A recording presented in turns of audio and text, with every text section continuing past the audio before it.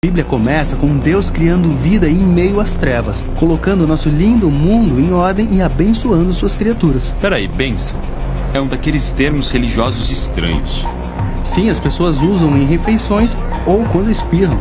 Ou uma forma de dizer que tudo está indo bem. Mas na Bíblia é algo mais específico. A primeira bênção na Bíblia é quando Deus cria os animais. Sejam férteis e multipliquem-se, encham a terra. Então a bênção de Deus é sobre a vida crescer e se multiplicar. Certo. É Deus compartilhando com outros sua capacidade de gerar vida. Depois, Deus dá aos humanos outra bênção que os diferencia dos animais. Além de sermos criaturas de Deus que podem gerar vida, também fomos nomeados como sua imagem representativa para governar e supervisionar o mundo em nome dele. Então parte dessa bênção é cuidar da bênção de Deus para toda a criação. Deus quer que governemos confiando em sua abundância, que comamos da árvore da bênção, da vida eterna do próprio Deus. Mas podemos comer de outra árvore. Sim, que representa a decisão de tomar da abundância e da vida com as próprias mãos, por nossa sabedoria. Os humanos encontram uma criatura enganosa que os leva a comer dessa outra árvore, como se fosse um atalho para a bênção. Mas em vez da bênção, ele traz uma maldição. Maldição? Tipo um feitiço? Não, na Bíblia, maldição é quando Deus entrega às pessoas as consequências de tomarem a bênção para si em seus próprios termos. É uma maldição porque ao invés da abundância e vida, temos escassez, isolamento e morte. Então Deus amaldiçoa a terra e ao invés de abundância, haverá fome. Em vez de governarem o mundo, os humanos terão que trabalhar até morrerem. Puxa. Mas Deus também amaldiçoou a criatura que os enganou, dizendo que um humano viria destruí-la um dia, e que os humanos nasceriam em um mundo de escassez, onde homens e mulheres, famílias e tribos estão todos em um violento conflito. Se a bênção de Deus agora está coberta de maldição, como podemos florescer? E mais, como podemos governar com Deus? Aí acontece uma reviravolta na história bíblica. Deus escolhe um casal, Abraão e Sara, os abençoa e diz que se tornarão uma imensa família. Cresçam e multipliquem-se.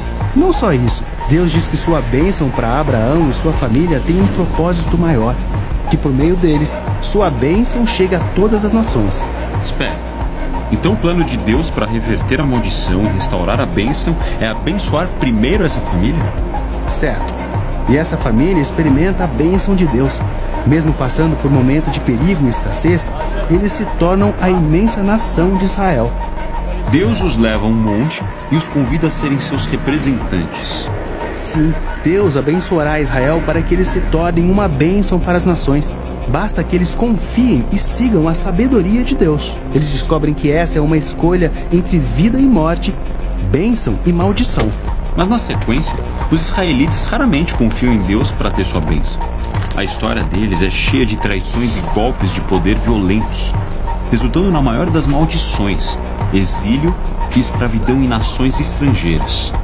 Mas os profetas de Israel, que passaram por tudo isso, ainda confiavam na promessa de Deus a Abraão. E eles previram um futuro israelita que iria restaurar a bênção de Deus e reverter a maldição em favor de Israel e das nações. Quando chegamos à história de Jesus, vemos Israel ainda sob maldição, vivendo como escravos do Império Romano.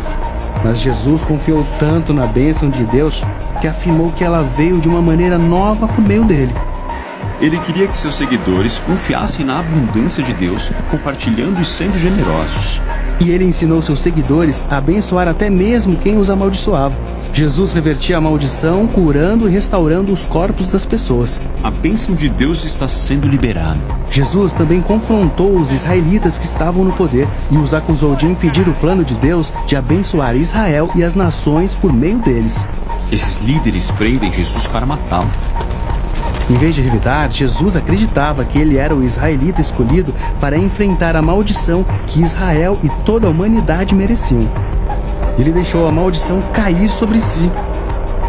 Jesus passa pela morte vergonhosa de um homem amaldiçoado. Mas assim como no início Deus criou vida e bênção a partir das trevas, aqui ele também reverte a morte, ressuscitando Jesus.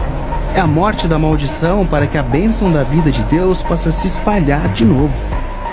Depois da ressurreição, Jesus abençoou seus seguidores.